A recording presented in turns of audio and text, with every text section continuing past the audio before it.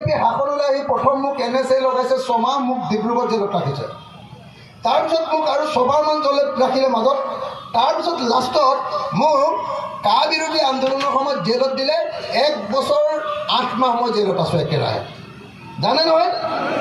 5 বছৰৰ ভিতৰত 3 বছৰ মোক জেলতে ৰাখিছে সিহঁতে। কি কাৰণে? কাৰণ মই সমাজৰ সঁচা কথাটো ক'বলৈ চেষ্টা কৰোঁ, ৰাইজৰ পক্ষত কথা ক'বলৈ চেষ্টা কৰোঁ। মই সেইকাৰণে মই আপোনালোকক ক'ব খুজিছোঁ, মই একদম সঁচাকৈ অন্তৰৰ পৰা আপোনালোকক এটা কথা কৈছোঁ, যদি আপোনালোকে অসমৰ পৰা বিজেপি চৰকাৰ যোৱাটো বিচাৰে, যদি আপোনালোকে বিজেপিৰ সাম্প্ৰদায়িক ৰাজনীতিৰ পৰা বচাটো বিচাৰে, যদি এই সংখ্যালঘু ৰাইজ বিজেপিৰ মাৰ খোৱাৰ পৰা বাচিব লাগে, বিজেপিৰ মাৰ খোৱা মানে কি? বিজেপিয়ে সংখ্যালঘুৰ ঘৰবিলাক ভাঙি আছে, উচ্ছেদ কৰি আছেনে নাই? বুলডোজাৰ চলাই আছেনে নাই সংখ্যালঘুৰ ঘৰ? মানুহবিলাকৰ মুডটো বৰ ঢিলা। কি হ'ল? বৰ এটা ভাল নহয় নেকি? ৰকিবুল হুছেইনে ভোট দিবলৈ বৰ এটা মন নাই নেকি? মনটো বৰ ঢিলা ঢিলা দেখিছোঁ। মই গোটেই অসমতে মিটিং কৰি আহিছোঁ, আজিৰ দিনটোতে আটাইতকৈ ঢিলা মিটিং পাইছোঁ মই এতিয়ালৈকে। মানুহবিলাকৰ মনটো একদম ঢিলা পাইছোঁ। মিটিং কৰি কৰি কৰি কৰি মাত ভাঙি ভাঙি আহি আছোঁ। এইখন মিটিঙতে আটাইতকৈ ঢিলা পাইছোঁ মই। আপোনালোকক মই সুধিব খুজিছোঁ, একদম স্পষ্টকৈ সুধিব খুজিছোঁ, বিজেপি দলে যে সংখ্যালঘুসকলক দ্বিতীয় শ্ৰেণীৰ নাগৰিকত পৰিণত কৰিছে, আপোনালোকে মনত আছেনে নাই? আছেনে নাই? আছেনে নাই? আজি আপুনি গুৱাহাটীলৈ যাওক, আজি আপুনি ডিব্ৰুগড়লৈ যাওক, আপুনি আজি শিৱসাগৰলৈ যাওক, আপুনি আজি যোৰহাটলৈ যাওক, যদি আপোনাৰ টুপি আছে আৰু যদি আপোনাৰ দাড়ি আছে, তেতিয়াহ'লে আপুনি কেতিয়াও নিৰাপদে সেই অঞ্চলবিলাকত ভ্ৰমণ কৰি ফুৰিব নোৱাৰে। হয়নে নহয়? অসমত এই অৱস্থাটোৰ সৃষ্টি কৰিছে কোনে? কোনে কৰিছে? কোনে কৰিছে? নাই, চবেই নামাতে ইয়াত। কোনে এই অৱস্থাটোৰ সৃষ্টি কৰিছে? কোনে? কোনে কৰিছে? হয়নে নহয়?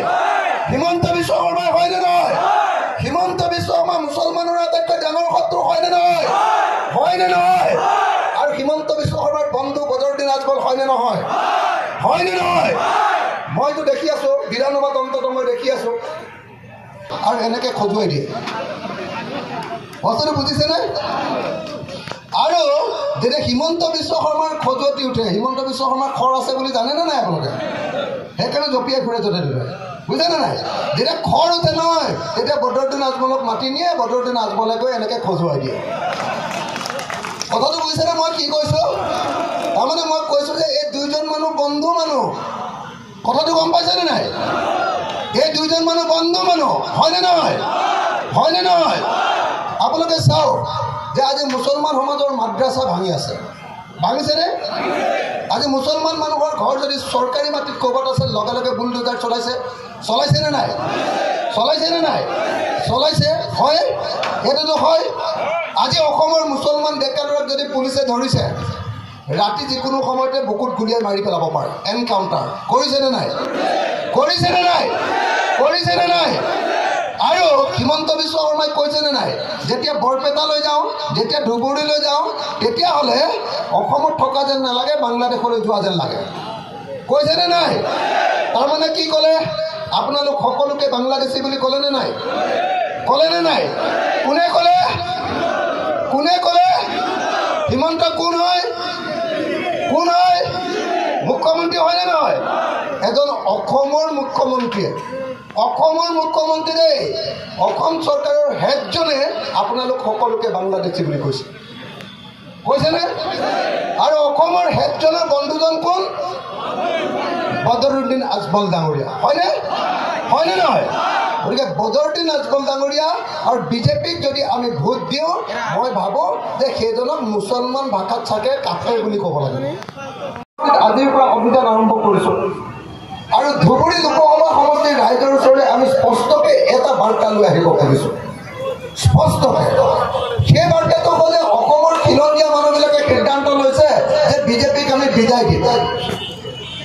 মই আপোনালোকক সেইকাৰণে সুধিবলৈ আহিছোঁ যে ধুবুৰী আৰু বৰপেটাত থকা আমাৰ মুছলমান সমাজ, ইয়াত যিহেতু মুছলমান সমাজ বা সংখ্যালঘু সমাজখনে সংখ্যাগৰিষ্ঠ, সংখ্যালঘু সমাজখনে আমাৰ সংখ্যালঘু সমাজখনে বদৰুদ্দিন আজমল ডাঙৰীয়াক বিদায় দিবলৈ সাজু আছেনে নাই? আপোনালোক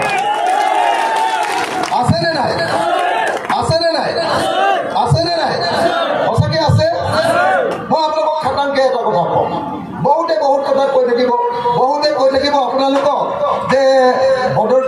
বিজেপিৰ এজেণ্ট বেলেগ বেলেগ কথা কৈ থাকিব মোৰ নিজৰ কিটো মোৰ হাতত কি প্ৰমাণ আছে এইবাৰ যে ৰাজ্যসভাৰ ইলেকশ্যন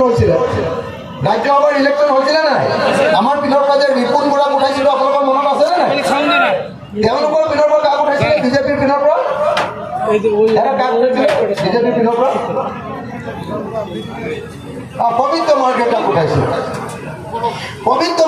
উঠাইছিলে মই বিধানসভাত মোৰ চিটটোত বহি আছোঁ এছেম্বলি বিধানসভা চলি আছে চলি থকাৰ মাজতে মোৰ ওচৰলৈ কৰিমুদ্দিন বৰভূঞা নামৰ AIDFৰ বিধায়কজন আহিছে কৰিমুদ্দিন বৰভূঞাৰ নামটো আপোনালোকে জানে নহয় জানো কৰিমুদ্দিন বৰভূঞা মানুহজন আচলতে AIDFৰ মূল দালাল মানুহজনৰ নাম কৰিমুদ্দিন বৰভূঞা বদৰুদ্দিন আজমল ডাঙৰীয়াৰ আটাইতকৈ ঘনিষ্ঠ আৰু বিজেপিৰ লগত লিংক মেন যিজন মানুহ সেই মানুহজনৰ নাম কৰিমুদ্দিন বৰভূঞা নামৰ মানুহজন মোৰ ওচৰলৈ আহিলে মই এইটো চিটত বহি আছোঁ তাৰ কাষৰ চিটটোত কৰিমুদ্দিন বৰভূঞা মই এইফালে বহি আছোঁ লেফ্ট চাইডে এইডোখৰতে কৰিমুদ্দিন বৰভূঞা আহি বহিলে ক'লে যে অখিল ভাই কৰিমুদ্দিন বৰভূঞাই মোক কৈ আছে যে অখিল ভাই আপুনিতো জানেই এইবাৰ আমি বিজেপিক ছাপোৰ্ট দিছোঁ আমি মানে মুছলমান মানুহবিলাকে বিজেপিক ভোট দিলে আমি ধৰা পৰি যাম আমাৰ বিবস্ত হৈ যাব কিন্তু আপোনাক কোনেও সন্দেহ নকৰে মই আপোনাক এটা অনুৰোধ কৰিবলৈ আহিলোঁ মই বোলো কি অনুৰোধ বোলে আপুনি বিজেপিক এইবাৰ ৰাজ্যসভাত ভোটটো দিব নেকি মই আপোনাক 3 লাখৰ পৰা 3 কোটিৰ পৰা 5 কোটি টকা এটা দিয়াৰ ব্যৱস্থা গ্ৰহণ কৰিম এনেকৈ বুলি কৰিমুদ্দিন বৰভূঞাই ডাইৰেক্টলি আহি মোক কৈছে মই এনেকৈ কি বুলি ক'লোঁ কৈ দিয়াৰ লগে লগে তেওঁ ভয় খালে মোৰ খংটো বেছি বুলি চব মানুহে জানে লগে লগে কৰিমুদ্দিন বৰভূঞাৰ ভয় খালে ভয় খাই লগে লগে মোৰ ওচৰৰ পৰা তেওঁ উঠি গুচি গ'ল মই কি কৰোঁ আপোনালোকে বুজি পালেনে বদৰুদ্দিন আজমলৰ মূল মানুহ কৰিমুদ্দিন বৰভূঞাই অসম বিধানসভাত ৰাজ্যসভাৰ নিৰ্বাচনৰ সময়ত মোৰ কাষলৈ আহি কৰিমুদ্দিন বৰভূঞাই মোক বিজেপি দলত যোগদান কৰিবৰ কাৰণে অনুৰোধ জনাইছে গতিকে পৃথিৱীৰ যিকোনো মানুহে ক'লেও মই বিশ্বাস নকৰোঁ পৃথিৱীৰ যি মানুহে মোক কওক যে AIDF বিজেপিৰ বিৰোধী পৃথিৱীৰ যদি চব মানুহে আহি কয়হি আনকি ভগৱানেও যদি আহি মোক কয়হি আল্লাহেও আহি যদি কয়হি গদেও যদি আহি কয়হি যে AIDF দলটো বিজেপিৰ বিৰোধী AIDF দলটোৱে বিজেপিৰ বিৰুদ্ধে যুদ্ধ কৰে মই কেতিয়াও বিশ্বাস নকৰোঁ কাৰণ মই নিজে আঁকি যে মোক আহি কৰিমুদ্দিন বৰভূঞাই এনেকৈ ভোট দিবলৈ কৈছে মই সেইকাৰণে আপোনালোকক স্পষ্টকৈ ক'ব কৈছোঁ এই কথা একদম স্পষ্টকৈ বদৰুদ্দিন আজমল এইবাৰ যেতিয়া জিকিলে এইবাৰ যেতিয়া হিমন্ত বিশ্ব শৰ্মা মুখ্যমন্ত্ৰী হ'ল মুখ্যমন্ত্ৰী হোৱাৰ পাছত বদৰুদ্দিন আজমলৰ ভাতৃ চিৰাজউদ্দিন আজমল আৰু কৰিমুদ্দিন বৰভূঞাকে গোটেই MLA বিলাক হিমন্ত বিশ্ব শৰ্মাৰ ওচৰলৈ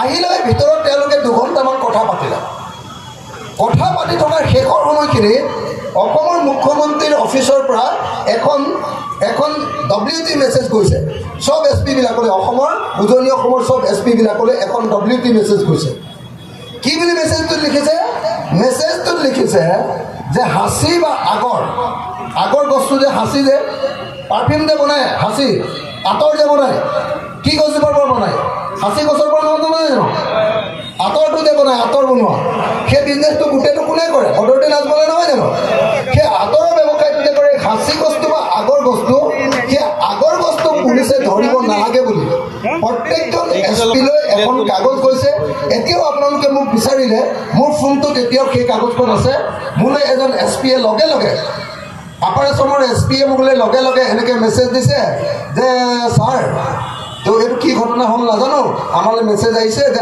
আগৰটো কি কয় আপোনাৰ হাসি বস্তু এতিয়াৰ পৰা ধৰিব নালাগে তাৰপাছত এতিয়ালৈকে হেৰিয়াত সোমাই আছে দেই বদৰুদ্দিন আজমলৰ ভায়েকে মুখ্যমন্ত্ৰীৰ লগত সোমাই আছে বদৰুদ্দিন আজমলৰ ভায়েকে বাহিৰলৈ আহি কৈছে যে হিমন্ত বিশ্ব শৰ্মা হ'ল অসমৰ শ্ৰেষ্ঠ মুখ্যমন্ত্ৰী মই 2টা উদাহৰণ আপোনালোকক দিওঁ ইয়াৰ পাছত যদি কোনোবাই অন্ততঃ মই সঁচা কথা কওঁ বুলি আপোনালোকে বিশ্বাস কৰে নে নকৰে বাৰু